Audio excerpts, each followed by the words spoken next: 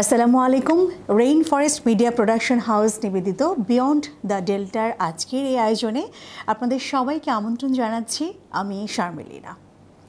দর্শক, গণমাধ্যম সমাজের আয়নার মতো, যা আমাদের চারপাশের বাস্তবতা প্রতিফলিত করে। এটি জনগণের কাছে তথ্য পৌঁছে দেয়, মতামত গড়ে তোলে এবং জনস্বার্থের প্রতি দায়িত্বশীলতা পালন করে। কিন্তু আধুনিক যুগে গণমাধ্যম কি সত্যকে তুলে ধরার দায় পালনে সক্ষম, নাকি কোনো কোনো সময় এটি পক্ষপাত ও দূরদর্শিতাহীনতার অজুহাতে সত্যকে বিকৃত করে? আজকের সমাজে গণমাধ্যমের এই দ্বৈত চরিত্র আমাদের গভীরভাবে ভাবতে বাধ্য করে। এরা কি সত্যের রক্ষক নাকি পক্ষপাতের বাহক?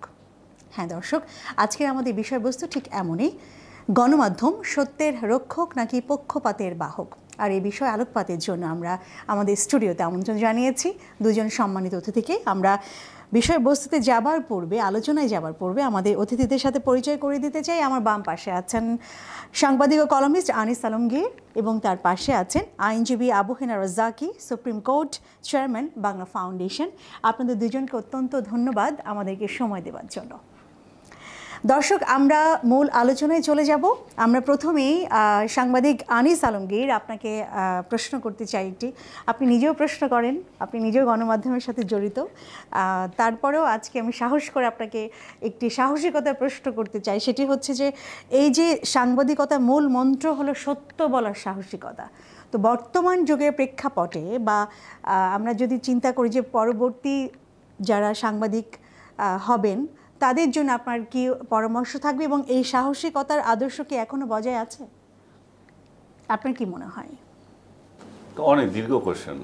প্রথমত হচ্ছে প্রজন্মকে আপনি কি পরামর্শ দিবেন যারা সাংবাদিক হবেন ভবিষ্যতে, এবং এই সাংবাদিকতা মূল মন্ত্র যে সত্য বলার সাহসিকতা, সেই সাহসটাকে এখনকার সবার মধ্যে ধারণ করেন কিনা? সবাই ধারণ করে না। আর প্রথম যে পরামর্শের কথা বলছেন, আমি বলবো যে ভিভু রঞ্জনের এই অতি সম্প্রতি যে আত্মহত্যার ঘটনা ঘটলো, সেটা নিয়ে তারা একটা শিক্ষা নিতে পারে। সেই শিক্ষাটা হচ্ছে যে, আমি নিজে এটা ফেসবুকে লিখেছি, আমার এটা দীর্ঘ স্ট্যাটাসে আমি বলেছি যে আসলে সাংবাদিক হতে হলে আপনাকে প্রথমে হতে হবে যে আপনার অর্থনৈতিক অবস্থা খুব ভালো থাকবে না, সেটা আপনাকে মেনে নিতে হবে। আর দ্বিতীয়ত হচ্ছে যে আপনি এই দারিদ্র্যের সঙ্গে লড়াই করবেন, সত্যর সঙ্গে আপনাকে লড়াই করতে হবে। এগুলো আপনার মাথায় থাকতে হবে। এগুলো যদি আপনি ওভারকাম করতে না পারেন, তাহলে আপনি সাংবাদিকতা আসার খুব দরকার নেই। আর আপনাকে সাংবাদিকতা যদি আসতে হয়, আরেকটা জিনিস আপনাকে চিন্তা করতে হবে, সেটা হচ্ছে আপনার ফ্যামিলি ব্যাকগ্রাউন্ড। এটা হয়তো খুব উদ্ভট শোনাবে, পৃথিবীর কোথাও কোনো ইয়েতে পাবেন না আপনি এই ধরনের কথা, বাট বাংলাদেশের বাস্তবতা হচ্ছে আপনার ফ্যামিলি ব্যাকগ্রাউন্ড থাকতে হবে। এই ব্যাকগ্রাউন্ড বলতে আমি বুঝাচ্ছি যে আপনার অর্থনৈতিক সামর্থ্য, আপনার পরিবার থেকে সামর্থ্য, আপনার দ্বিতীয় উপার্জনের কোনো থাকতে হবে, উপায় থাকতে হবে। কারণ দেখা যাবে যে মাসের পর মাস আপনি চাকরি করছেন, বেতন নাই। দেখা যাবে যে বছরের পর বছর আপনি চাকরি করছেন, আপনি পদোন্নতি পাচ্ছেন না, এবং একদিন সকালে শুনবেন যে আপনার চাকরি নট। কী কারণে নট, সেটাও যে কোনো সময় আপনাকে বিনা নোটিশে দিতে পারে। হয়তো ওয়েস্ট বোর্ড অনুযায়ী এখানে 2 মাসের বেতন দেওয়ার কথা, দয়া পরামর্শ হয়ে আপনাকে হয়তো সেটা দিতে পারে। আর বলতে পারে না ভাই, যে তারিখ পর্যন্ত চাকরি করেছো সেটুকুই। তো বেশিরভাগ ক্ষেত্রে এটাও হয় যে বকেয়া পাওনা থাকলে সেটাও দেয় না। সো আপনাকে একটা সঙ্গে সঙ্গে একটা মানে কি বলবো, আপনার সমুদ্রে নিক্ষেপ করা হবে। মানে আপনি যে প্রতি মাসের টাকা দিয়ে চলতেন, সেই জায়গা থেকে আপনি এখন থেকে যে সমুদ্রে পড়েছেন, কীভাবে সংসার চালাবেন, এটা মাথায় রাখতে হবে। আপনার যদি ফ্যামিলি ব্যাকগ্রাউন্ড, আপনার যদি সঞ্চয়ের অভিজ্ঞতা থাকে, নিজের সঞ্চয় থাকে, তাহলে আপনাকে অত কষ্ট দেবে না, এটা মানিয়ে নিতে পারবেন। আরেকটা উপায় হচ্ছে 5 আটা। আপনার যদি এই কোয়ালিটি থাকে, আপনার যদি লজ্জাহীনতা কোয়ালিটি থাকে যে আমি দলীয় দালালি করব, এবং লজ্জাহীনতা বিষয়টা আমার ডিকশনারিতে নাই, তাহলেও কিন্তু আপনি এই প্রফেশনে আসতে পারেন। এখানে যে দল আসবে তাদের দালালি করবেন, নগ্নভাবে দালালি করবেন। ফেসবুকে ওই দলের নেতা নেত্রীর সাথে ছবি দিবেন, নেতাদের সাথে ঘুরবেন গাড়বেন, তারপরে আপনার কমিশন বাণিজ্য কোথায় আছে সেগুলো করবেন। হেন কোনো উপায় নেই চাঁদাবাজির, আপনি সেগুলো করবেন না। আপনার কোনো লজ্জা থাকবে না। এগুলো তো সাংবাদিকতা আদর্শের মধ্যে পড়ে না, এটা তো একটা নীতিগত আদর্শের মধ্যে পড়ে না, কিন্তু সেটাই এখন বাংলাদেশে চর্চা হচ্ছে। একটা গোষ্ঠী বিগত 16 দেখেছি অনেক সময় আপনি সত্য কথা বলছেন, কিন্তু কোনো না কেউ কোনো না কোনো ভাবে আপনাকে ট্যাগ দেওয়ার চেষ্টা। আমি আপনাকে শেষ করে 16 বিগত আপনি বলছেন চলে না, সেটাই আমরা চলতে দেখেছি। বিগত 16 বছর দেখেছি যে একটা গোষ্ঠী একটা মতাদর্শের সরকারের পা চেটেছে, সরাসরি বলে শেখ হাসিনা সরকারের পা চেটেছে। তারা কোটি কোটি টাকার ইনকাম করেছে এবং মেট্রিক পাস সম্পাদক। এখন আপনি খোঁজ নিয়ে দেখবেন যে নিউ ইয়র্কে $10 মিলিয়ন বাড়ি কিনেছে। কিভাবে কিনেছে? এগুলো হচ্ছে পাঁচ আটার সেই সৌভাগ্য। তারপরে দেখবেন যে এরা আলাদা বিজনেস করছে, তারপরে প্রধানমন্ত্রীর সঙ্গে বিদেশে ঘোরাঘুরি করছে, এরা হামেশা দাওয়াত পাচ্ছে। এই সমস্ত প্রভাব বিলি করে এটা আপনি অন্য একটা উপমা দিতে পারেন। এই সাংবাদিক এগুলো হচ্ছে যে একটা ইয়ের মতো, চাঁদের মতো। তারা সূর্যের কাছাকাছি আসে, তাহলে সূর্য তাদেরকে আলোকিত করে। সূর্য যখন চলে যায় তখন ওদের আর আলো থাকে না, এরা তখন অন্ধকার হয়ে যায়। এরা তখন দেশ থেকে পালিয়ে যায় কিংবা এরা জেলে থাকে। ঠিক এই দৃশ্যগুলো আমরা বিগত 16 বছরের পর এখন দেখতেছি। আর এখন যারা আছে, মনে করেন এখন যারা রাজত্ব করছে, একই চরিত্রের। এরা এই 16 বছরের আগে এভাবে খেয়েছিল, এরা 16 বছরের আগে এভাবে দলীয় দালালি করেছিল, এরা তখন বিএনপির দালালি করেছিল কিংবা অন্য রাজনৈতিক দলের দালালি করেছিল। এবং এখন যে যারা মিডিয়া দখল করেছে, বিভিন্ন মিডিয়া প্রতিষ্ঠান আপনি যদি খোঁজ নেন, এক দালালগুলো বিতাড়িত হয়ে আরেক দালালেরা এটা দখল করেছে। এবং এই দখল করেছে এনসিপির নামে, বিএনপির নামে, জামাতের নামে। এবং ডক্টর ইউনূস তাদের ছায়া হয়ে আছে, সরকার ছায়া হয়ে আছে। আর এরা চাঁদাবাজি করছে, বিভিন্ন প্রতিষ্ঠানে দখল করেছে। শুধু সেই জায়গায় ক্ষান্ত হয় নাই, ওরা বিগত আমলের থেকে আরও একদিকে বাড়িয়ে গেছে। এরা ওই সাংবাদিককে কথা বলার জন্য হুমকি দিচ্ছে, এই সাংবাদিককে কথা বলার জন্য হুমকি দিচ্ছে, ওরে কেন জেলে নেওয়া না, সেই ইয়ে দিচ্ছে। কিন্তু এরাই কিন্তু গত 16 বছরে আবার বলছে আমরা কথা বলতে পারি না, আমাদের কথা বলার অধিকার নাই।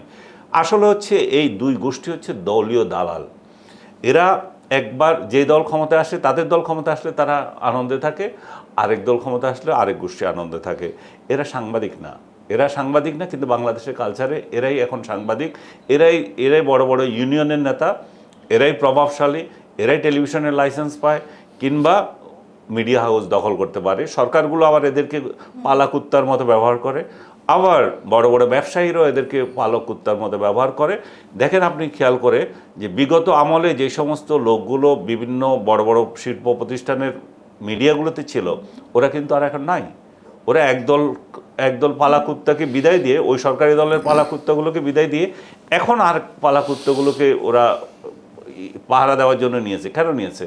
কারণ এরা জানে যে আমার কোনো অঘটন ঘটলে, আমি যে 2 নম্বরে ব্যবসা করি, আমার যে দুর্বলতা আছে, আমার যে জমি দখল, অমুক দখল তমুক দখল আছে, সেটাকে কাভার করার জন্য এখন সরকারের সাথে সংশ্লিষ্ট যারা, তারা আমাকে সহযোগিতা করতে পারবে। সো বাংলাদেশের সাংবাদিকতা, আপনি কিতাবি অর্থে যে সাংবাদিকতা, সততার নিরীক্ষে যে সাংবাদিকতা, যেখানে সত্য বলার সাংবাদিকতা, সাহসিকতা আছে, সেটা উঠে গেছে। আপনি এখন সাহসিকতা দেখাবেন, আপনাকে জেলে ভরে দেবে। সাহসিকতা দেখাবেন, আপনাকে জেলে সরকার পড়বে না, ওই প্রেশার গ্রুপে আপনাকে বলবে, ওই মব গোষ্ঠী আপনার বিরুদ্ধে বলবে একে কেন জেলে দেও না। তো সরকার তো আবার নাচড়ি বুড়ি, আচ্ছা ঠিক আছে তাহলে জেলে দিই। আপনি সত্য কথা বলতে যান, আপনার ব্যাংক অ্যাকাউন্ট কী আছে সেগুলো নিয়ে চেক করবেন। কিন্তু যে দালালগুলো যেভাবে ফুলে ফেঁপে বেড়ে উঠেছে, ওদের কথা জিজ্ঞেস করবে না কেউ, প্রশ্ন হবে না। This is the culture in Bangladesh. আপনার কি মনে হয় যে এই ধরনের আদর্শ বজায় আসলে রাখার জন্য আমরা ব্যর্থ হচ্ছি, কারণ সব পৃষ্ঠপোষকতার পেছনে কাজ করে? বুঝলাম না। মানে এই যে সাংবাদিক যারা এই ধরনের দালালি করছেন, আপনি বলছেন তাদের আসলে আমরা ব্যর্থ হচ্ছি কেন? আমরা সাহসিকতা দেখাতে পারছি না কেন? নিরপেক্ষতা দেখাতে পারছি না কেন? তাদের পেছনে কোনো পৃষ্ঠপোষক কাজ করছে? পাচ্ছেন না। আপনি তো অলরেডি একটা দলের দালাল। আপনি হয় আগে আওয়ামী লীগের দালাল ছিলেন, এখন বিএনপির দালালি করছেন কিংবা জামাতের দালালি করছেন। তো আপনাকে এখন আপনার ওই দলের ইস্যুগুলো মানতে হয়। আমি কালকে রাতে জাস্ট একটা টেলিভিশনের নাম উচ্চারণ, একটা টেলিভিশনের উচ্চারণ করব না, যে বড় কর্তা, সে 12-14 লাখ টাকা বেতনে এখানে জয়েন করেছে, তাকে একটা রাজনৈতিক দলের বিরাট নেতা এখানে অংশ নিতে বলেছে এবং সেই টেলিভিশনের অংশ দখল করেছে, টেলিভিশন দখল করেছে 5 আগস্টের পরে। তো সে সাধারণ একটা নিউজ যেটা আওয়ামী লীগের পক্ষে যায় সেটা নিয়েও নাকি চিৎকার করে, এটা কে দিয়েছে, হ্যাঁ খুব নর্মাল। তো আমাকে জিজ্ঞেস করলো, ভাই এটা কি সাংবাদিকতা? এটা তো আমাদের টেলিভিশন আগে ছিল না, এখন কেন হচ্ছে? তা আমি বললাম যে এটা এই জন্য হয়েছে, ওই নিউজটা ওই ওই তার প্রতিপক্ষ যারা আছে, তার দলীয়, তার সমগোত্রীয় যারা আছে, তারা তাকে যে নিয়োগ দিয়েছে তার কাছে পাঠাবে, দেখেন আপনি ওকে এই টেলিভিশন দখল করে দিয়েছেন, এখন মজা করে খাচ্ছে, আমাদের দলের বিরুদ্ধে নিউজ যাচ্ছে। তো সে কি করবে? সে তো ওই টেলিভিশন উন্নয়নের জন্য আসে নাই, সে তো তার ব্যক্তি উন্নয়নের জন্য আছে, তার রাজনৈতিক স্বার্থে এসেছে, টাকা কামানোর জন্য এসেছে। তো এখানে সাংবাদিকতা কোথায়? সাংবাদিকতার জায়গা আর নাই, কারণ তার প্রভু হচ্ছে রাজনৈতিক দলের নেতা। আপনার কাছে আমরা আবার আসবো। আবু হেনা রাজ্জাকি, আপনার কাছে জানতে চাই যে এই যে আনিস আলমগীর বললেন যে সাংবাদিকতা আর নাই, এবং সাংবাদিকতার মধ্যে যেই আসলে পক্ষপাতের বিষয়টি আমরা দেখতে পাচ্ছি যে বিভিন্ন রাজনৈতিক চাপ, সামাজিক চাপ, অর্থনৈতিক চাপ, বিভিন্ন চাপের কথা আনিস আলমগীর উল্লেখ করলেন। আপনার কি মনে হয় যে এই ধরনের অর্থনৈতিক রাজনৈতিক চাপ এবং গণমাধ্যমের মালিকানা কাঠামো গণমাধ্যমকে নিরপেক্ষ সত্য প্রকাশ থেকে বিরত করে? ধন্যবাদ আপনাকে এবং একজন বিজ্ঞ আলোচক আনিস আলমগীর ভাই। সে যে কথাগুলো বলছে অবশ্যই কারেক্ট সেটা, এবং এটা সহজ ভাষায় বলা হয় যে আলটিমেটলি গিয়ে আমরা ভোগ বিলাসের যে পদ্ধতি সেইখানে যাচ্ছি।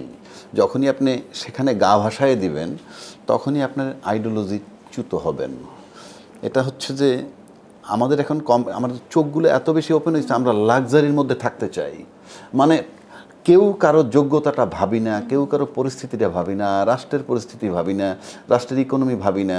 আনিস আলমগীর ভাই 200 কোটি টাকার মালিক হয়ে গেল, কিংবা রাজ্জাকি 200 কোটি টাকার মালিক হয়ে গেল, তাতে কার 12টা বাজলো, এটা দেখার অবকাশ আমাদের নাই। এবং আমরা রাজনীতিবিদদের দিকে যদি তাকাই একই জিনিস। এবং ব্যবসায়ী মহল যে সমস্ত মিডিয়ার মালিক হয়েছে তারা কিন্তু প্ল্যান করে হয়েছে যে আনিস আলমগীর সাহেব একটা ভালো রিপোর্টিং করছে, ওই ব্যবসায়ীর 12টা বাজতে পারে, তার পিছনে 3টা লাগাই দিল সাংবাদিক, আনিস আলম সাহেবের পার্সোনাল লাইফ যে আছে সব নিয়ে আসলো। এটা সঠিক না। যদি কেউ করে থাকে সেটা তো রাজ্জাকি করুক বা আলমগীর ভাই করুক, আমি সাপোর্ট করব না। তো এগুলো তো আছেই, কিন্তু এবং আমি দ্বিমত করছি না যেটা সে বলছে। কিন্তু আমাদের এখানে যে আজকে সাবজেক্টের সত্যের রক্ষক নাকি পক্ষপাতের বাহক, এই সত্যের রক্ষক হওয়াটা খুব কঠিন যেটা উনি বললেন। আর যদি আপনি পক্ষপাতের বাহক কিনা, সেটা কিন্তু টাইম টু টাইম পক্ষপাতের বাহক তো বটেই। এবং আমাদের মিডিয়াটা আমার চেয়ে ভালো জানবে আনিস আলমগীর ভাই যে ট্রেডিশনালি একটা কাদের পক্ষে কাজ করে, সেখান থেকে ছুটে এসে অন্য কারোর পক্ষে কাজ করবে সেটা খুব কঠিন। উনি বুঝবেন সেটা, আমি যেটা মিন করছি। যেমন ধরেন আপনি পত্রিকার কিছু কাজ আছে, আপনি যে সত্যের পক্ষপাত, মানে আমি বলছি পক্ষপাতের বাহক, এটা পক্ষপাতের বাহক বোঝা যায়। যেমন ধরেন সম্প্রতি বিএনপির এক নেতা ফজলুর রহমান সাহেব উনি একটা বক্তব্য রাখছেন যে আওয়ামী লীগ সরকারকে যে সরাইলো সেটা কালো শক্তি জামাতরা করছে না, শিরোনামটা। এটার মানে কি দাঁড়ায়? এটা যে পত্রিকায় রিপোর্ট করলো, সব পত্রিকায় রিপোর্ট হয়েছে। আপনি ফজলুল রহমান সাহেব কি বললো? কালো শক্তি বলতে জামাতে তারা সরাইছে আওয়ামী লীগরে। ওটা আসলে সে কি বার্তা দিছে? সে বার্তা দিতে চাইছে এইটা যে স্বাধীনতার পক্ষ শক্তি হিসাবে আইডেন্টিফাইড ছিল আওয়ামী লীগ, তাকে সরাইছে রাজাকাররা, এই মেসেজটা দিতে চাইছে। কিন্তু যে পত্রিকাগুলো ছাপলো তারা তো এই অভ্যুত্থানের পরে বারবার লিখছে দলমত নির্বিশেষে সমস্ত দল ঐক্যমত্যভাবে আন্দোলন করেছে। কি ভাই, টকশোতে সবাই বলেছে। তাহলে ফজলুর রহমান সাহেব কি বললো? That is ইমম্যাটেরিয়াল। পত্রিকাটাকে ছাপলো কেন? পত্রিকা এটাকে এভাবে ছাপলো কেন? পত্রিকাগুলো তো জানে যে সবাই আন্দোলন করছে। উনি সোশ্যাল মিডিয়ায় কি বলছেন না বলছে ইট ইজ ইমম্যাটেরিয়াল, কিন্তু পত্রিকায় যখন লেখে, পত্রিকা কিন্তু একটা অথরিটি। আমরা সবাই ডিপেন্ড করি পত্রিকার উপরে, না পত্রিকার উপরে ডিপেন্ড করি আমরা। আমার কাছে আনিস আলমগীর টকশোতে কি বললো, তার চেয়ে বড় ডকুমেন্ট হলো এটা যে পত্রিকায় পাবলিশড হয়েছে, ওইটা আমার সেফ গার্ড। তো পত্রিকায় যারা নিউজটা ছাপছে তারা তো জানে নিউজটায় ফজলুল হক সাহেব বইলে থাকলেও, এই ফজলুর রহমান সাহেব এটা সঠিক নয়, কিন্তু এমন একটা শিরোনাম করলো, করার পর এবং এমন টেক্সটটা ছাপলো, তারা মিথ্যা ছাপেনি, কিন্তু তারা তো আসল সত্যটা জানে যে আন্দোলনটা সবাই করেছে, জামাত করেনি একা। না, এটা অন্য দৃষ্টি থেকেও দেখতে পারেন। যে উনি যে কথাটা বলেছেন, মনে করেন ওনার আগা গোড়া পেছনে কেটে দিয়ে দিয়েছে, তাতেও বিভ্রান্তি হতে পারে। আমি সেটা যেভাবেই বলেন না কেন, আলটিমেটলি আমার কথা হচ্ছে একটা সত্য যখন আমরা জানি, তাহলে তার নিউজটা আমি এভাবে বলবো কেন? অথবা ওই নিউজগুলো বলতে হবে যেটা উনি সঠিক বলেননি, ইনফ্যাক্ট সবাই আন্দোলন করেছে। এর ফলে কী হয়েছে, তার বাড়ির সামনে লোকজন গেছে, তাকে গ্রেফতার করতে, মানে এখন একটা ঝামেলা যদি বাজে তখন কিন্তু পত্রিকালা কেউ পাচ্ছে না, পত্রিকা কেউ খুঁজছে না। আমার বক্তব্যটা হলো ওইখানে, আমি যে সত্যটা জানি সেটাকে যদি আমি আরেকজনে ভুলভাবে বলে, সেটা কেন পত্রিকা এইভাবে ছাপবে? এটা তার মানে কি, পত্রিকাটা পারপাস আছে। ওই যে পক্ষপাতের বাহক, কারো না কারো পক্ষপাতিত্ব করছে। কার পক্ষপাতিত্ব করছে? পতিত সরকারের। তাকে তাড়াইছে কারা? জামাত। কিন্তু তাকে যে তাড়াইছে কেন? তার যে নির্যাতন, তার যে আয়নাঘর, তার যে শাপলা চত্বরে হত্যা, তার যে সেনা অফিসার হত্যা তার সময়ের, এবং আরও নির্বাচিত সরকারের সময়ের যে গ্রেনেড হামলা, সবই তো ঘটছে এগুলা, তাই না? তো সব যখন ঘটে তখন আপনার পত্রিকায় তাকে তাড়ানো হয়েছে সেজন্যে, আন্দোলন হচ্ছে সেজন্যে। এখানে মুক্তিযুদ্ধের পক্ষ শক্তির বিপক্ষে আর চলবে না এই মুহূর্তে। 2 নম্বর, আপনি একটা নর্মাল জিনিস আসেন, ইউনূস সাহেব ক্ষমতায় আসলো, আমি তাকে ভালো মন্দ, ইউনূস সাহেব দেবতা না, তারও প্রচুর ভুল হচ্ছে। কিন্তু ইউনূস সাহেবের যখন আন্দোলন আসলো, তারপরে প্রায় 150-200 আন্দোলন হয়েছে তার বিরুদ্ধে, এই দাবি ওই দাবি, নানান দাবি। এই দাবিগুলো কিন্তু তার আমলে ঘটেনি, বিগত সরকারের সময়কার দাবি, সেই বিগত নির্বাচিত সরকার যারাই থাকুক।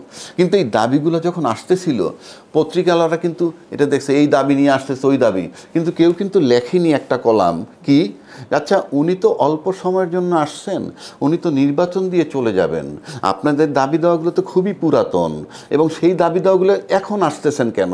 উনি কি দেশটাকে চালায় একটা নির্বাচন দিবে, না আপনাদের দাবি দেওয়া নিয়ে বসে থাকবে? এই যে কথাটা লিখলে কি হইতো, ভালো হইতো। তাহলে যে তোমরা বাসায় চলে যাও, একটা সুন্দর নির্বাচন দিয়ে চলে যাক, তারপরে দাবি দেওয়া নিয়ে আইসো নির্বাচিত সরকারের কাছে। এই কথাটা কেউ বলেনি। এটার মানে হচ্ছে এখানেও পক্ষপাতের বাহক, অর্থাৎ এইটা লেখে নাই যে এটাও কারো পক্ষপাতিত্ব করা, এই কারণে লিখে নাই। কিন্তু অনেক সুন্দর, যেমন ধরুন অনেক দাবি আছে, এই যেমন রাষ্ট্রপতির ছবিটা অপসারণ হয়েছে সম্প্রতি। আচ্ছা, রাষ্ট্রপতির ছবিটা কেন অপসারিত হইল? ফেব্রুয়ারি মাসে নির্বাচন দিয়ে যে সরকারটা চলে যাবে, ঠিক আপনি 1 বছর পরে এসে এই যে ছবিটা অপসারণ করলেন, একটা ট্রেডিশনাল প্রথা ব্রেক করলেন, এটা সিম্বলিক, জাতীয় পতাকার মতো রাষ্ট্রপতির ছবি এমবিসিতে থাকে, সেখানে সেটা নিয়ে আজকে কোনো লেখা নাই। অনেক বড় আলোচনা হওয়ার কথা এটা, কারণ রাষ্ট্রপতির এক্সিস্টিং, সে মরে নাই, তাকে সরাই দেওয়া হয় নাই, অথচ আপনি ছবিটা সরাই দিলাম, আমি কিন্তু ফেব্রুয়ারিতে চলে যাব। তাহলে এই যে নিউজটা ব্যাপকভাবে আলোচনা করতেছে না মিডিয়া, ইভেন খালি পত্রিকা না, ইলেকট্রনিক মিডিয়া, সব মিডিয়া এই যে আলোচনাটা করতেছে না, এটাও কিন্তু পক্ষপাতের বাহক। আবার যদি আপনি এখানে আসেন, ম্যাচিউরড অনেক সিনিয়র সাংবাদিক, এই যে একটা মানুষের দাবিতে, মানে সারা বাংলার সমস্ত রাজনৈতিক দলের দাবিতে কিন্তু তত্ত্বাবধায়ক সরকার হয়েছিল, যেটা তত্ত্বাবধায়ক সরকার হওয়ার পর এইটা যে কোনো কারণে একটা পরিস্থিতিতে কোর্টে নিয়ে গেল এটা একজন, এই ইস্যুটাকে কোর্টে যখন গেল তখন তো হাইকোর্টে তো এটা এন্টারটেইন করাই উচিত হইল না, হওয়া উচিত ছিল না। কেন? যে এটা জনদাবির পরিপ্রেক্ষিতে এটা হয়েছে এবং এটা পার্লামেন্টে অ্যাপ্রুভড হয়েছে, পার্লামেন্টে সেই মোতাবেক একটা সংশোধনী আইনে এটা ঢুকানো হয়েছে জনদাবির ভিত্তিতে। আর জনদাবির ভিত্তিতে যেটা নেওয়া হয় সেটা আদালতে কলমের খোঁচায় শেষ করা যায় না। তাদের বলা উচিত ছিল আবার যদি জনদাবি হয় এটার বিরুদ্ধে, তখন সংসদ এটা ঠিক করবে। আজকে যেমন আমরা বলতেছি সব কিছু ঠিক করবে সংসদ, সেদিন তো এই কথাটা গণমাধ্যম ব্যাপকভাবে বলেনি, আমি দেখেছি। এখন আসেন, এই যে কলমের খোঁচায় খায়রুল সাহেব ফাইনালি গিয়ে যখন তত্ত্বাবধায়ক সরকার বাতিল করলো, বর্তমানে গণমাধ্যম কেমন ভূমিকা পালন করছে বলে আপনার মনে হয়? ওটা যে মানে উনি কলমের খোঁচা শেষ করে দিল, সেটার পরিণতি কিন্তু আজকে আমরা দেখতেছি। বাংলাদেশ এই প্রথম কোনো প্রধান বিচারপতি ম্যাজিস্ট্রেট কার্ড দাঁড়াইয়া জামিনের জন্য আকুতি জানায়। এর চেয়ে বড় ট্র্যাজেডি আর কেউ নাই। সেখানে যদি আমরা মিডিয়া একটা বড় রোল তখন প্লে করতো, 2 কলাম যদি সবাই লিখতো, জনদাবির ভিত্তিতে যেটা হয়েছে সেটা পার্লামেন্ট পারে না, কোর্ট পারে না। যেমন আমি যদি নিজাম হত্যায় যাই, ওই যে সাংবাদিক নিজামুদ্দিনের মেয়ে হত্যা, ওই যে মুনিরের যে ফাঁসি হইল, আপনি কল্পনা করতে পারবেন ওই মুনিরের ফাঁসি হয় না, হইতো না, যদি মিডিয়া ওতপ্রোতভাবে লেগে না থাকতো। মানে আমি বলছি মিডিয়ার ভূমিকাটা হলো এইরকম। আজকে সাগরণী হত্যা মামলার 14 বছর পার হয়ে যায়, আমি কলাম লিখতে দেখি না পত্রিকাকে, অথচ সেটা তাদের কলিগ একটা দম্পতি আজও পর্যন্ত পুলিশ রিপোর্ট নিতে পারে নাই এই মিডিয়া জগৎ। আমি যদি এখন বলি, ব্যথাটা আমার কাছে খুব লাগে। মিডিয়া জগতের ব্যর্থতা না এটা? একটা জুটি, হাজব্যান্ড অ্যান্ড ওয়াইফ, মিডিয়া জগতের লোক, আপনি একটা পুলিশ রিপোর্ট নিতে পারেননি, ফলাফল যা হয় হইতো। So it is very painful. এই জন্য বলতেছি, সত্যের রক্ষক আই ডোন্ট বিলিভ, বরং পক্ষপাতের বাহক। অর্থাৎ নানান সময় তারা পক্ষপাতিত্ব করে। পত্রিকা অনেক ছবি, যেমন ওনার পত্রিকা অনেক খবর ফেলে দেয়, দিতে পারে, দুটো কারণে পত্রিকা খবর ফেলে দেয়। একটা হলো পলিসি, প্রত্যেকটা পত্রিকা পলিসি থাকে, আমি কি ছাপবো না, এটা অপরাধ নয়, ডিসাইডেড যে আমি এটা করব। আমেরিকায় যেমন 2টা পত্রিকা আছে, এটা একটা ডেমোক্রেটের একটা অমুকের, একটা মেনশন করা। পত্রিকা অনেক সময় খবর ফেলে দেয় আমার পলিসিতে না পড়লে। আর একটা হলো গুরুত্বপূর্ণ খবর প্রায়োরিটি বেসিস দিলে, যেগুলো লেস ইম্পর্টেন্ট ফেলে দেয়। আর একটা পত্রিকা কিন্তু আবার ওটা ছাপে, কারণ তার পলিসিতে পড়ে। সুতরাং সেই কারণে যদি আপনি বলেন যে পত্রিকা, আমি আজকে পরিষ্কারভাবে বলবো যে এতক্ষণ পর্যন্ত আমি যেটুক দেখলাম এটা, এবং আলটিমেটলি ওনার পক্ষে যায় কথাটা, যেই কথাগুলো আনিস আলমগীর ভাই বলছে, আমি হয়তো অন্য স্টাইলে বললাম, কিন্তু এইটা পত্রিকা আমাদের সত্যের রক্ষক অ্যাবসোলিউটলি নট, বরং আপনি বলতে পারেন পক্ষপাতের বাহক। এখন পক্ষপাত কে কখন করবে সেটা ভিন্ন কথা। কখনো আওয়ামী লীগের পক্ষপাতী হতে পারে, কখনো বিএনপির, কখনো জামাতের, সেটা ভিন্ন। কিন্তু আপনার রিয়েলিটিটা লিখতে পারবেন। রিয়েলিটি লিখলে, ওই যে উনি বললো, উনি পত্রিকায় লিখবে, he will lose his job. এমনি আমি দেখছি মিডিয়ায়, যেটা এই যে ক্যামেরাম্যান টাকা পায় না, অমুকে বেতন পায় না, তো কিন্তু পত্রিকার মালিক কিন্তু রাজকীয় লাইফ লিড করে। আমি তো চাকরির প্রয়োজনে গেছি, কিন্তু পত্রিকার মালিক কিন্তু কারে কোথায় পারপাস সার্ভ করবে সেটা সে বোঝে। সে কিন্তু সে সুপার লাইফ লিড করে। গণমাধ্যমের মালিকানা কাঠামো কিন্তু বাধা হয়ে দাঁড়ায় অনেক সময়। গণমাধ্যমের কাঠামোটা তো ডিপেন্ড করে কখনকে সরকার ক্ষমতায় থাকে, তার কাঠামো মোতাবেক। আপনি তার বাইরে, তার মানে কি, আপনি যে শুধু পত্রিকার লেখা, এতক্ষণ বললাম, শুধু পত্রিকার দোষ নয়। পত্রিকা যারা চালায়, পত্রিকা যারা কাজ করে, এরা তো এই দেশের, এই রক্ত মাংসের মানুষ। সে যদি দেখে একটা নির্মম সরকার ক্ষমতায় আছে, তাহলে সে কি করে লিখবে? এটা ভাইস ভার্সা, দুই পক্ষের। আবার যদি সব মিডিয়া ইউনাইটেড হয়, তাহলে কিন্তু আবার একটা শক্তিশালী হয়, কিন্তু হতে পারবেন না আপনি, কারণ কে কোন জায়গা দিয়ে কোন সুবিধা নিয়ে চলে যাবে। সুতরাং আপনি কঠিন। এটার জন্য দরকার আপনার টপ লেভেল, যেটা আমি বলি, টপ লেভেল যদি ঠিক না হয়, মাথা যদি, আপনার ক্ষমতায় যিনি থাকবেন তাকে ট্রান্সপারেন্ট থাকতে হবে।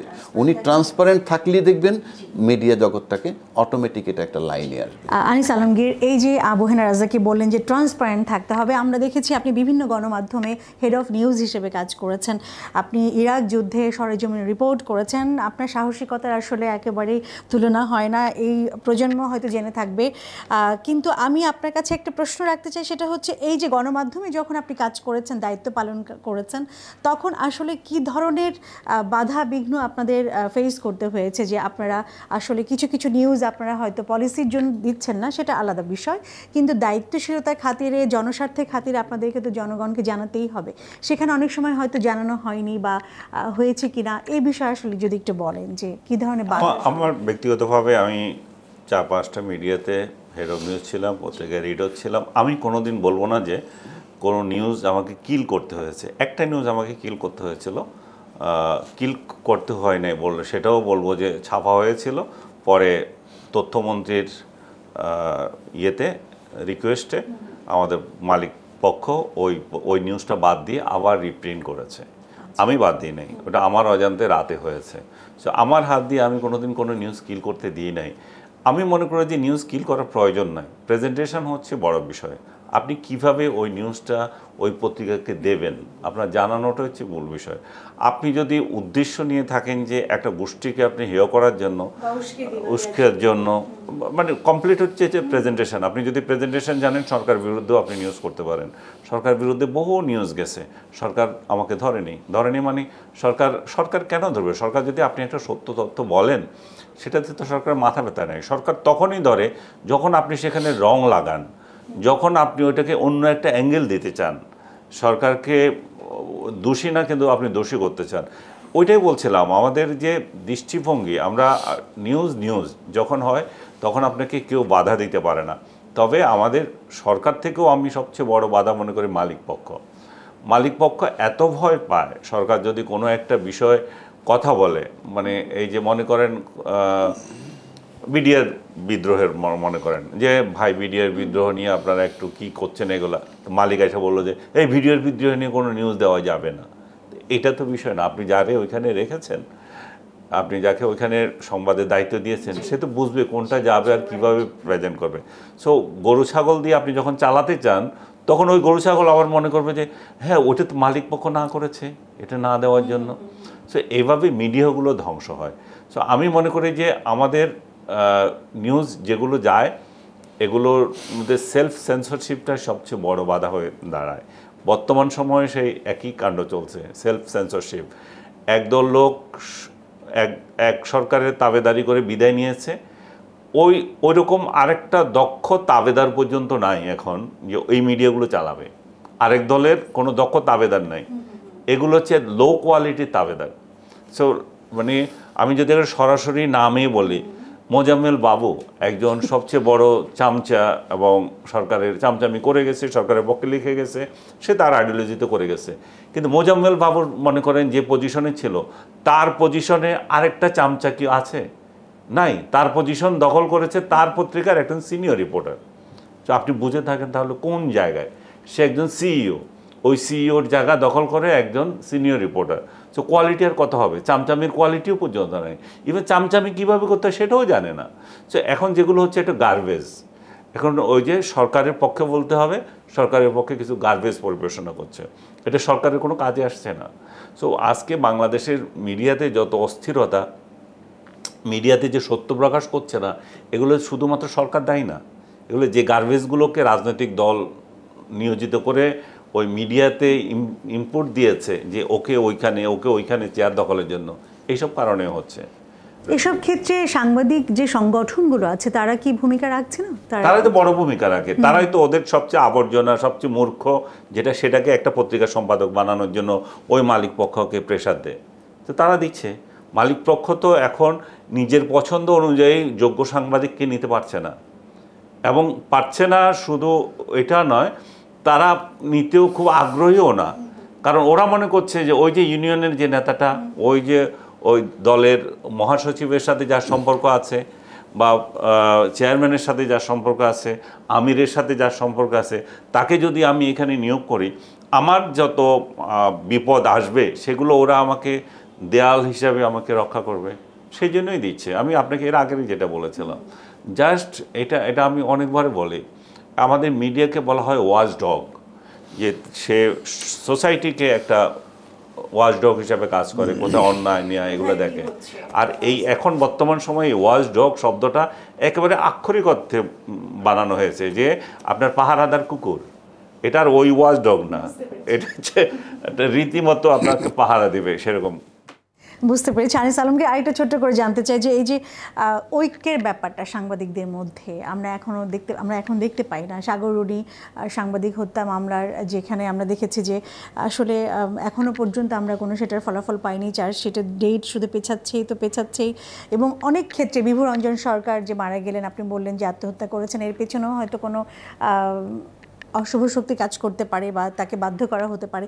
এসব বিষয়ে অনেক সংবাদকর্মী কিন্তু অপমৃত্যু হয়েছে আমরা দেখেছি। তো এই বিষয়ে আপনাদের বিভিন্ন সাংবাদিক সংগঠনগুলোর ঐক্য কেন আমরা দেখতে পাই না? আসলে একই কারণ, রাজনৈতিক, ঘুরে ফিরে সেই একই প্রভাবের কারণে। ওই যে রাজনৈতিক, ওটাও দলীয়। যে আমরা যদি ঐক্যবদ্ধ থাকি তাহলে কার দালালি করবো, হাসিনার না খালেদার নাকি ইউনূসের, এটা নিয়ে দ্বন্দ্ব। যে আমরা ওর দালালি করতে চাই, ওর দালালি করতে চাই, তার থেকে নিজেরা আলাদা হয়ে নিজেরা দালালি করো। তোমরা জামাতি দালালি করো, তোমরা বিএনপি দালালি করো, তোমরা আওয়ামী লীগ দালালি করো। সেই জন্য 3 দল দেখবেন যে 3টা সংগঠন খুলে বসে আছে। বিএনপি জামাত আগে এক ছিল, এখন ওদের মধ্যে বিরাট দ্বন্দ্ব হচ্ছে যে জামাতের দালালি করব না বিএনপির দালালি করব। তারাও দেখবেন যে খুব সহসা ভাগ হয়ে যেতে পারে। বিভিন্ন জায়গায়, দেশের অনেক জায়গায় ভাগ হয়ে গেছে অলরেডি। ওদের এখন প্রধানত 2টা ছিল, আওয়ামী দালালি, বিএনপি দালালি, বিএনপি প্লাস জামাত। এখন বিএনপি প্লাস জামাত যেটা, সেটা ভেঙে যাচ্ছে। আসছে নির্বাচনে কতটুকু ভূমিকা রাখতে পারে গণমাধ্যম খুব চ্যালেঞ্জের বিষয়, কারণ আমরা সোশ্যাল মিডিয়ায় দেখে অনেক খবর আমরা আগে পেয়ে যাই, কিন্তু সোশ্যাল মিডিয়া বিশ্বাসযোগ্যতার একটা বিষয় আছে, কিন্তু গণমাধ্যমে কিন্তু জনগণ পুরোপুরি বিশ্বাস করে। তারা নিউজ যখন শোনে, একটা নিউজ যখন দেখে, জনগণ কিন্তু 100% একটা ফেইথ রেখেই টিভি চ্যানেলগুলো না, ওইটুকু ওই নিউজ যেটু ওগুলো সারফেস নিউজ ওগুলো তো দেবে, এগুলো দলীয় আঙ্গিকে দিতে পারে, কিন্তু একেবারে গায়েল করে দেওয়ার মতো ওই পরিস্থিতি নাই। তো ভিউ বাণিজ্যের মধ্যে কি গণমাধ্যম বিশ্বাসযোগ্যতা হারাচ্ছে বলে মনে হয়? কমপ্লিট হারাচ্ছে। ভিউ বাণিজ্য তো এমন অবস্থা দাঁড়িয়েছে, আমি প্রতিষ্ঠিত টেলিভিশনে একটা টকশো করছি, আমি 5 মিনিট বক্তৃতা দিলাম, ওই 5 মিনিটের মধ্যে ওই আধা মিনিট কিংবা 1 মিনিট যেটা খুব মানে আগুন তোলা, ওইটাকেই দিচ্ছে, এর পেছনে কাটা দিচ্ছে, এখানে কাটা দিচ্ছে, পাবলিক মনে করতেছে যে এ তো দেখি বিরাট এদিকে চলে গেল। কিন্তু ওর ওই মনে করো, আমি একটু উদাহরণ দিয়ে বলি, মনে করো আমাকে কথা বললো যে ইন্ডিয়া পাকিস্তান থেকে আপনারা এই মুহূর্তে কী আমদানি করতে পারেন, আমাদের তো এমন কোনো কী প্রোডাক্ট আছে। আমি বললাম যে কটন আমদানি করতে পারি, আমরা কাপড় চোপড় আমদানি করতে পারি, ব্যবসায়িক আরও কিছু বিষয় আছে হয়তো, এগুলো আমরা পারি, বাট অত বাস্কেটে অত বেশি কিছু নাই। বা আমরা অস্ত্রর কথা বলি, আমি অস্ত্র বিশেষজ্ঞ না, কিন্তু যদি তাদেরও তো এমন যদি অস্ত্রের জরুরি হতো তাহলে তারা তো বিদেশ থেকে অস্ত্র কিনতে হয় না। সো এই কম পরিস্থিতিতে আর কি করা যায়? তো হেসে বললাম যে হয়তো জঙ্গি আসতে পারে।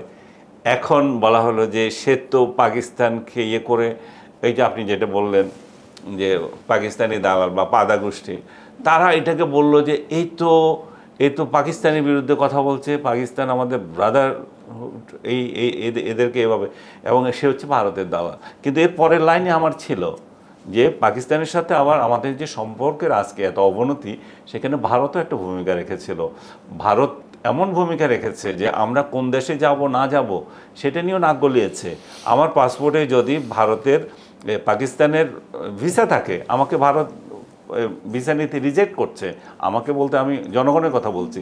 সো বাংলাদেশের সার্বভৌমত্বের প্রতি একটা এটা এক ধরনের হুমকি, এক ধরনের, আমি কোথায় না যাব সেটা তুমি ডিকটেট করতে পারো না।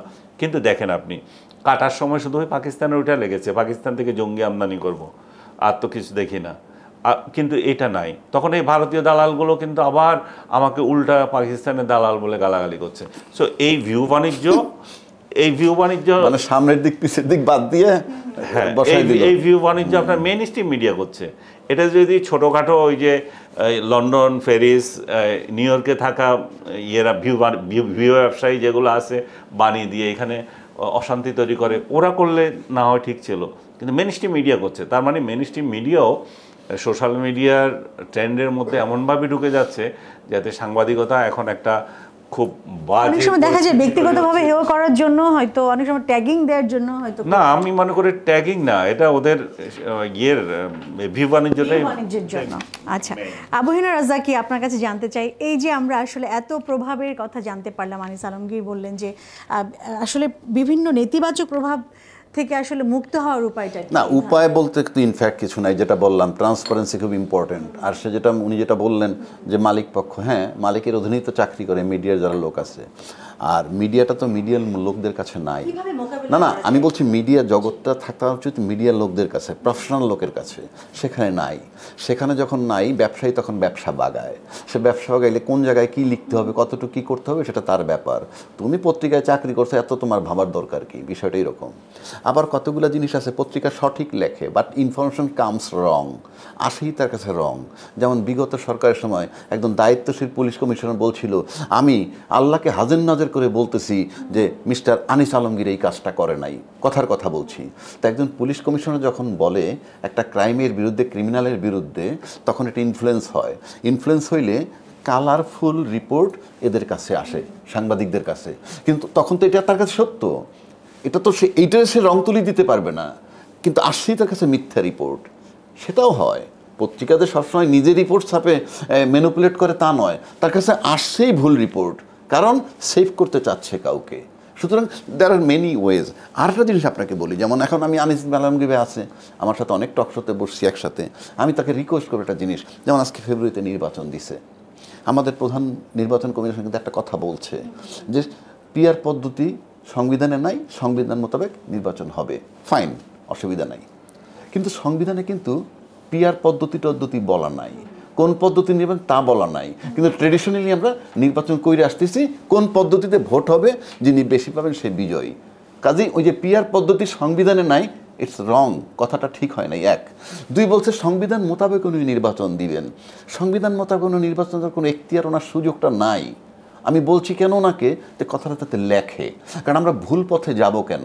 কারণ আপনি যদি পুরনো সংবিধানটা ধরেন, লম্বা করছি না, পুরনো সংবিধানটা যদি ধরেন, সেখানে বলা আছে যে সংসদ ভেঙে যাওয়ার পরবর্তী 90 দিনের মধ্যে নির্বাচন দিতে হবে। তাই তো আলমগীর ভাই, তা সেই 90 ডেজ তো নাই।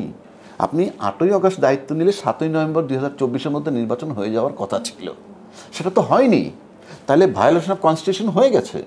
আবার এই যিনি প্রধান নির্বাচন কমিশনার বলতেছেন আমি সংবিধান মোতাবেক নির্বাচন কিভাবে দিবেন আপনি?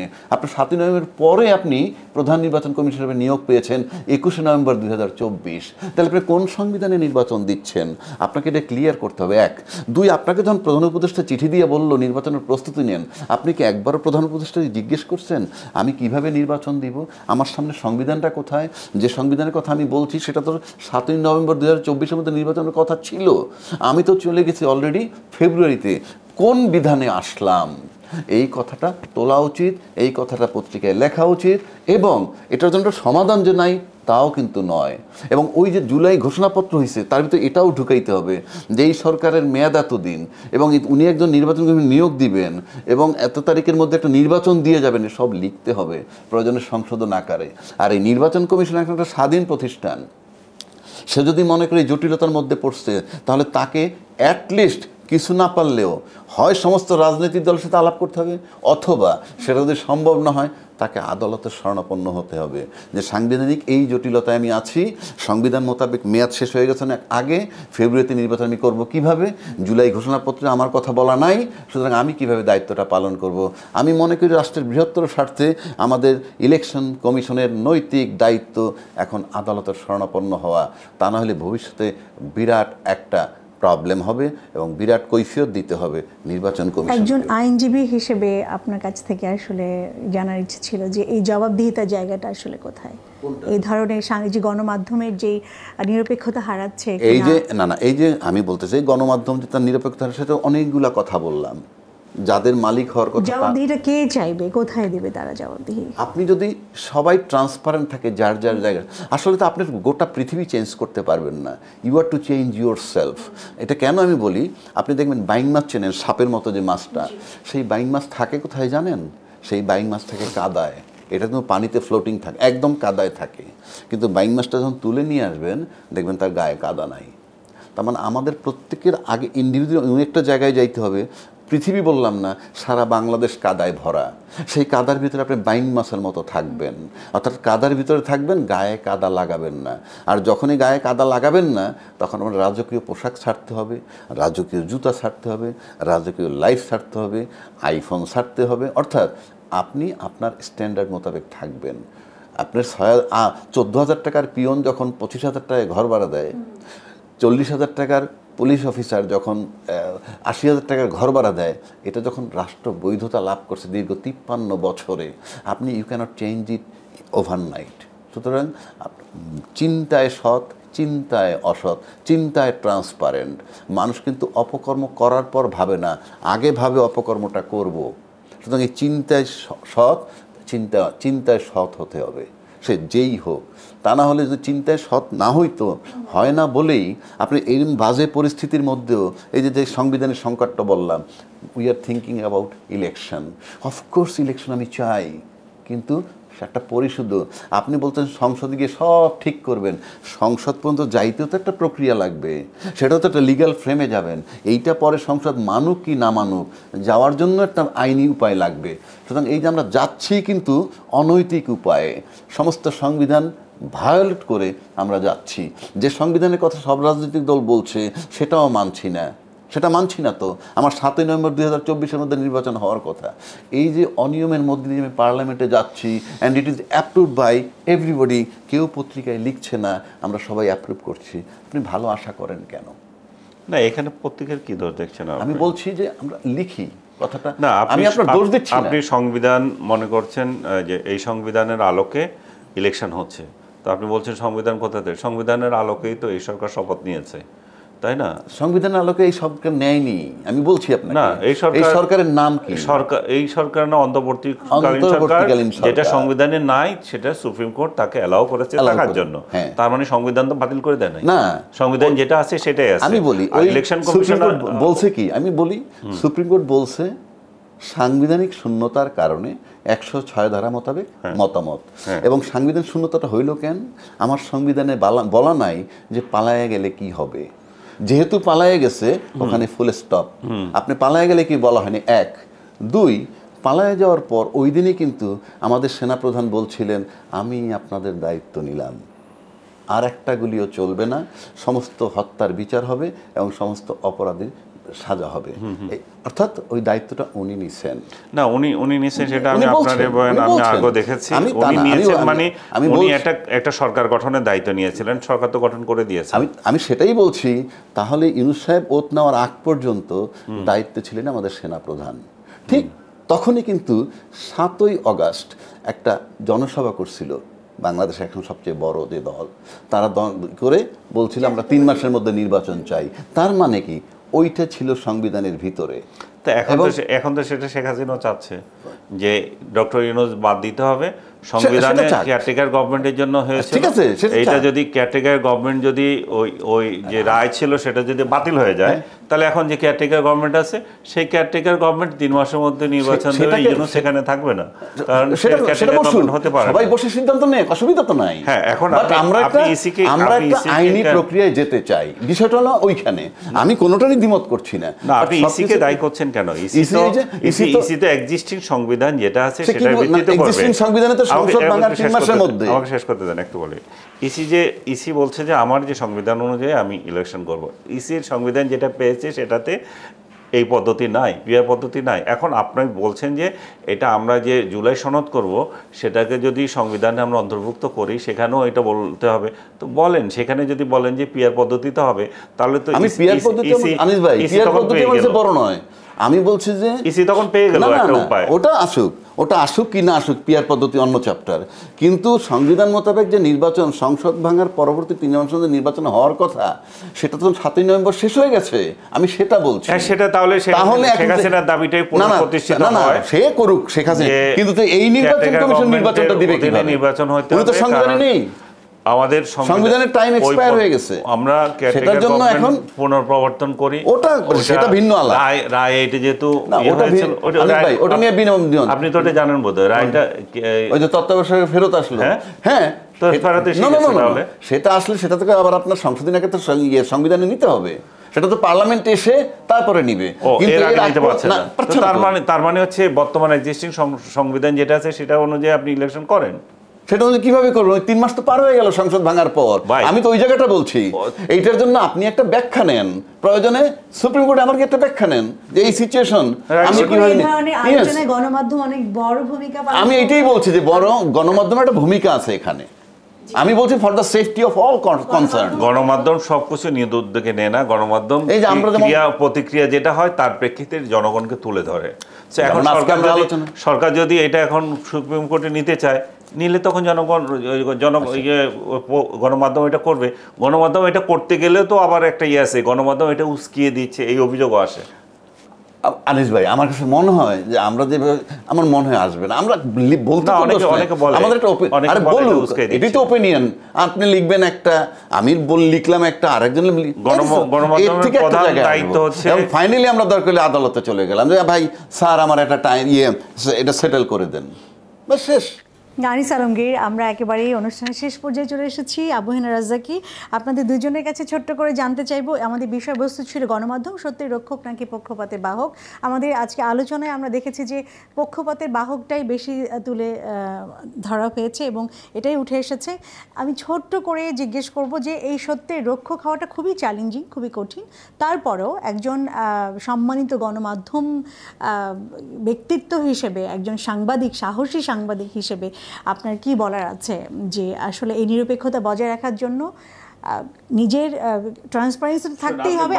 আর কিভাবে আপনি বারবার সাংবাদিকদের করছেন, এটা এই ট্রান্সপারেন্সির জন্য সংবাদ মাধ্যমটা হচ্ছে প্রধান। ওই সংবাদ মাধ্যমের মালিককে, সে যদি ঠিক থাকে, তার যদি দুর্নীতি না থাকে, তাকে যদি গ্রেপ্তার করার মতো এলিমেন্টস না থাকে, তাহলে সে ওইখানে ভালো সাংবাদিকতা করার সুযোগ আছে। তার অধীনে যে সমস্ত সাংবাদিক আছে তাদেরকে সে যথাযথভাবে ব্যবহার করতে পারে। এখন সে নিজে মেরুদণ্ডহীন এবং সে একজন সাহসী সাংবাদিককে নিল, তো সাহসী সাংবাদিক কি করবে? সাহসী সাংবাদিক তো এখানে কাজ নাই। সাহসী সাংবাদিক ওখানে সাহস দেখাতে গেলে হয় তার পত্রিকা বন্ধ করে দেবে, নয় ওই সাহসী সাংবাদিকের চাকরি যাবে।